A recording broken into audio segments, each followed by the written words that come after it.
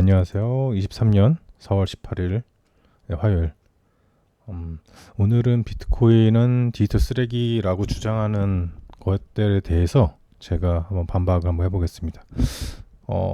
주식 전문가나 이제 언론인이나 여러 정치인 중에서도 비트코인이나 이제 가상화폐를 지금 한국에서는 가상자산이라 불리죠. 이 암호화폐 코인들은 뭐 비트코인 자체는 쓰레기다. 디지털 쓰레기고 화폐는 가치가 없다. 이런 스캠을 왜 믿냐라는 것에 대해서 저는 개인적으로 코인이나 이제 가상자산을 좋아하는 사람으로서는 반박하고 싶습니다. 네. 그들 나름대로 주장할 수 있죠. 그렇게 주장할 수 있는 게 이제 민주주의 사회에서 당연한 거고, 특별하게 뭐 모르겠어요. 특별하게 그 입받침되는 것들이 현재 별로 없어요, 생각보다. 그리고 이쪽으로 공부를 많이 안 하셔서 약간 외골수 같이 얘기를 하는 게 아닌가라고 저는 이제 의견을 드립니다. 그래서 저는 이게 가상자산이 왜 이게 쓰레기가 아니고 가치가 있는가에 대해서 오늘 논의해 보겠습니다. 지금 현재 오늘 잠시만요. 10일 뉴스인데 이 기사입니다. 기사고 이제 삼성 미래에셋 자산운용사에서 기관들이잖아요. 기관들이 EFT를 통해서 비트코인을 매수해서 수익 중에 있다라는 기사인데 이거 링크 달아놨으니까 한번 읽어보시고요. 이거에 대한 내용은 그래요. 지금 이 기관들이 ETF 가상자산 블록체인 기술에 대한 ETF를 통해서 뭐 55%의 수익을 봤다라는 걸 어쨌든 수익이 2배 육박이 됐다라는 것이고, 뭐 미래에셋 잘 아시잖아요. 삼성 자산운용사도 잘 아시잖아요. 네, 이런 대형 자산운용사들 기관들이 ETF를 통해서 뭐 수익을 얻었다. 근데 이제 홍콩 증시에 있는 이제 뭐 ETF를 통해서, 근데 그 ETF는 글로벌 곱하기 블록체인 앤 비트코인 전략 ETF라고 해서 수익을 얻었다. 왜 이들이 큰 돈을 이쪽으로 해서 몇백억이나 뭐 이렇게 이들은 큰 돈을 투자하잖아요. 개인같이 뭐 1억, 2억, 몇십억 단위가 아니고 진짜 최소 몇백억 단위에서 더 큰 돈을 투자하는 기관들인데 왜 이들이 이쪽에 투자를 할까요? 돈이 되니까 달라붙는 거죠. 이런 이유가 첫 번째가 되겠고, 이게 왜 가치가 있냐라는 거죠, 저는. 그리고 두 번째, 비트코인은 지금 달러 패권에 대해서 대체 자산으로 쓰인다.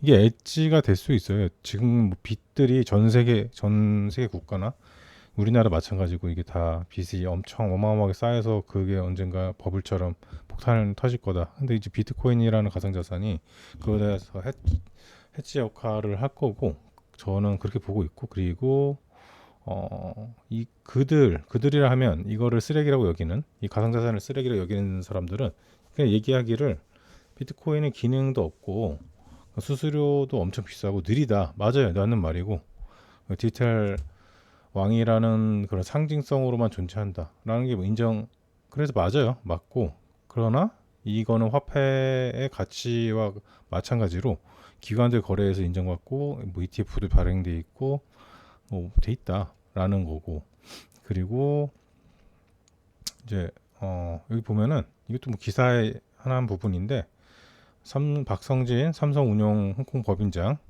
뭐 홍콩 지사장이겠죠. 이 사장이 최근 뭐 미 유럽 은행들 파산 위기로 기존의 달러 중심의 글로벌 금융자산 시스템에 대한 불안감이 커지면서 탈중앙화 암호화폐인 비트코인이 재조명받고 있다라는 이 기사입니다. 그래서 비트코인이 달러화에 대한 대체 자산으로 시장 통합계 인정을 받고 있다. 슬슬 계속 인정을 받고 있는 추세예요. 이들을 이런 사건들로 인해서 아시다시피 얼마 전에도 미국 대형은행들 뭐 파산하고 그리고 그런 게 이슈화가 돼서 그런 리스크가 있었죠. 이게 어떻게 보면은 전통적인 금융 기업이나 금융권이잖아요. 그런 것들이 이제 파산을 한다. 은행이 완전 안전하지는 않는다. 은행이 여러분을 지켜주지는 않죠.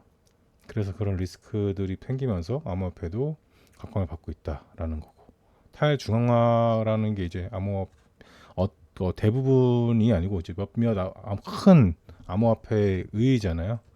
기존 금융권에서 탈피하고 탈피하자라는 게 그 탈중앙화 거고, 그죠? 그리고 세 번째는 자, 리스크 없는 자산이 없잖아요. 그들은 비트코인이나 가상자산은 그냥 정말 완전 무조건 도박이고, 그게 뭐 그 엄청난 리스크를 갖고 있다. 맞아요. 리스크도 어느 정도는 있어요. 그러나 뭐 다른 자산들, 부동산, 뭐 예를 들어 부동산이나 뭐랄까 그냥 뭐 대체 부동산 같은 토지나 건물이나 이런 매입이나 또는 뭐 주식이나 이런 거는 아야 뭐 리스크가 없다고 할 수 있나요? 홍콩 주식 예를 들어서 홍콩, 미국 이런 데 예를 들어서 공매도 맞으면 한도 끝도 없어요. 위아래 상한가 하한가 없어요. 코인처럼. 그래가지고 뭐 옛날에 게임스탑 같이 무구장창 올라서 돈 엄청 번 사람도 있지만 그거에도 피해자가 있을 거란 말이에요. 반대로. 왜냐면은 뭐 10분의 1 토막 금방 나버릴 상황이 있어요. 그것도. 부동산도 마찬가지예요. 왜냐면 큰 목돈으로 부동산을 매입을 하는데 거기에 사기도 많죠. 얼마 전에 빌라 왕이라 그러지 몇천 세대 그런 거를 다 사기치는 사람도 있고, 또 그런 거 보면 최소 단위가 몇억에서 몇십억까지도 가요. 그런 사기에 대한 거는. 그것은 뭐 코인 쪽하고 다르나요? 그런 자산들은 아니잖아요. 부동산도 또 대출을 받아서 하잖아. 이것도 마찬가지로 대출을 많이 받아서 하는데 그걸 사기를 맞거나 또는 지금처럼 부동산 가치가 많이 몇 년 사이에 갑자기 급하락해버리면은 자기들이 대출금을 갚을 건 많아지고 그 원금도 갚고 이자도 갚아야 되는데 부담이 당연히 가계의 부담이 되겠죠. 그런 부분에서는 리스크 없는 자산은 없습니다. 그리고 되게 이거 보면 비슷할 거예요. 저기 보면은 부동산 전문가들이 부동산 전망에 대해서 2021년에 하반기에 22년 거를 맞추려고 예측해 본 건데 대부분 틀렸어요. 이 전문가들이 한 20명 정도 되는데 대략 거기서 2명 빼고 다 틀렸어요.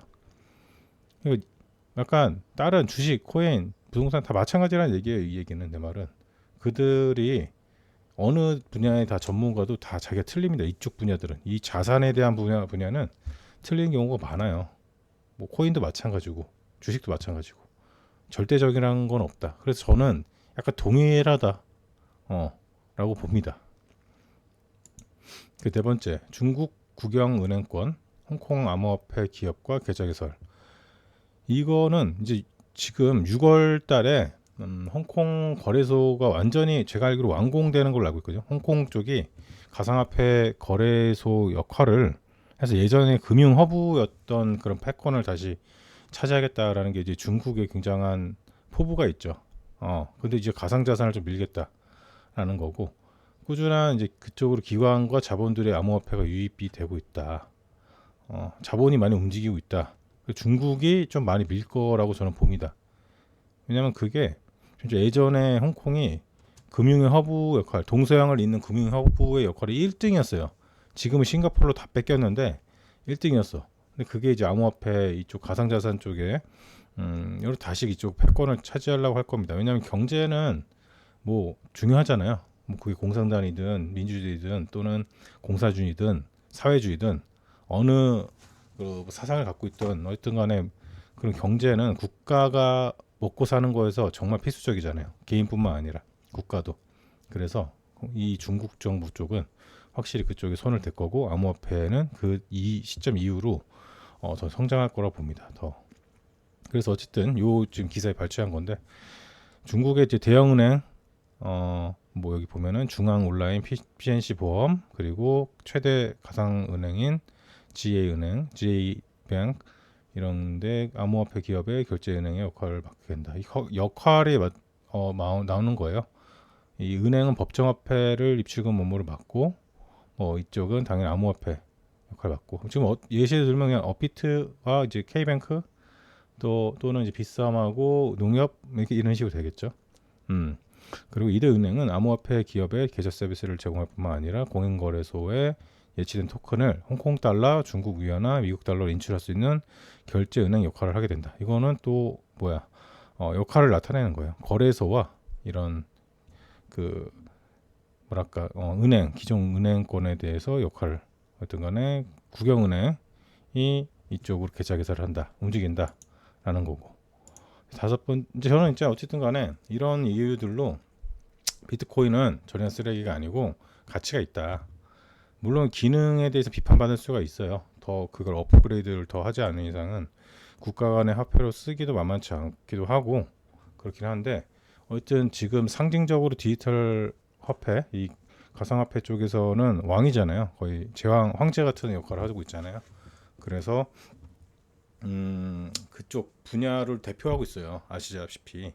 왜냐면 비트코인이 어떻게 움직이느냐에 따라 나머지 알트코인이나 나머지 코인 시장이 이제 뭐랄까 움직임 달라지잖아요. 같이 무너지던가 비트코인이 무너지면 다 무너지고 이런 식이니까.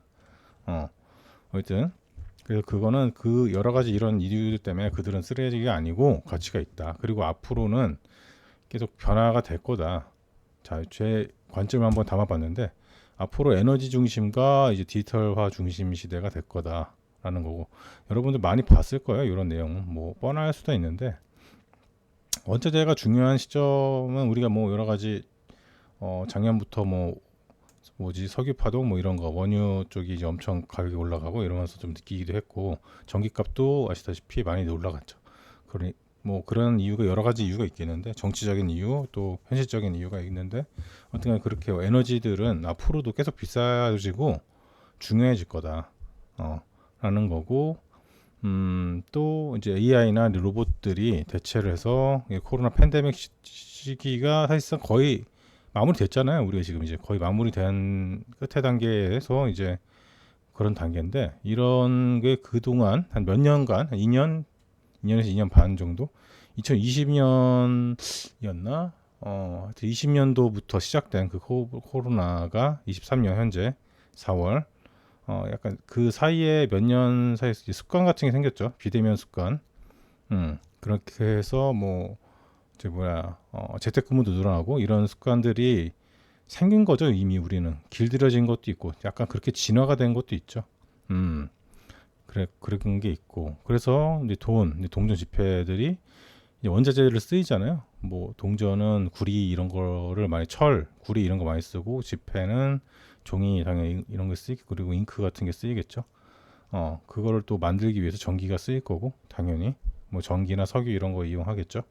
그럼 원자재 값이 비싸질 거니까 비싸진 만큼 기존 정통 방식의 돈을 찍어내는 방법은 이제 오히려 손실이죠. 마이너스 보고 찍어내는 거죠. 그래서 빚이 또 쌓이는 거고, 그리고 요런 건 에너지도 쓸 뿐만 아니라 이제 바이러스 같은데, 요게 아시다시피 종이나 이런데 되게 예전 화폐에 굉장히 많아요. 바이러스 같은 게 여러 사람 이제 거치고 이러다 보니까 거기가 깨끗할 수가 없습니다. 그게 하여튼 그런 단점들이 있어서 요거는 이제 많이 진짜 우리나라 잘 안 쓰지만 더 안 쓸 것이다. 일본 같이 이제 폐쇄적인데도 그렇게 바뀌려고 노력하고 있습니다. 뭐 여기 담진 않았는데 일본이 지금 XRP하고 이제 XRPL 있잖아요. 레저 그 리플렛을 이제 그 금융권에 도입하는 걸 계속 하고 있어요. 개발을 하고 있고 진화를 하고 있습니다. 그쪽도.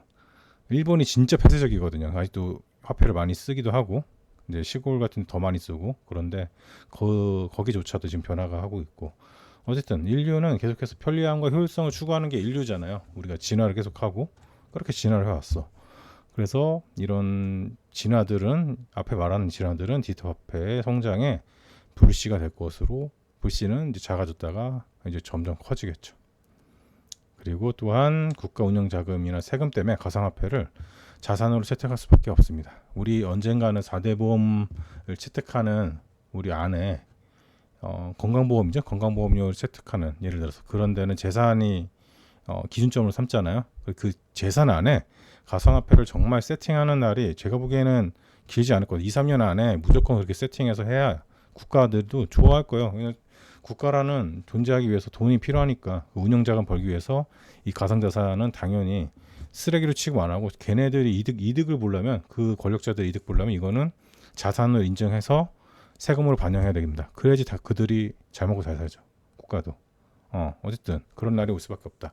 그래서 저는 그렇게 비트코인을 쓰레기라고 개쓰레기로 취급하는 분들에 대해서 반박을 하고 싶습니다. 자, 오늘은 여기까지 하겠습니다. 네, 감사합니다.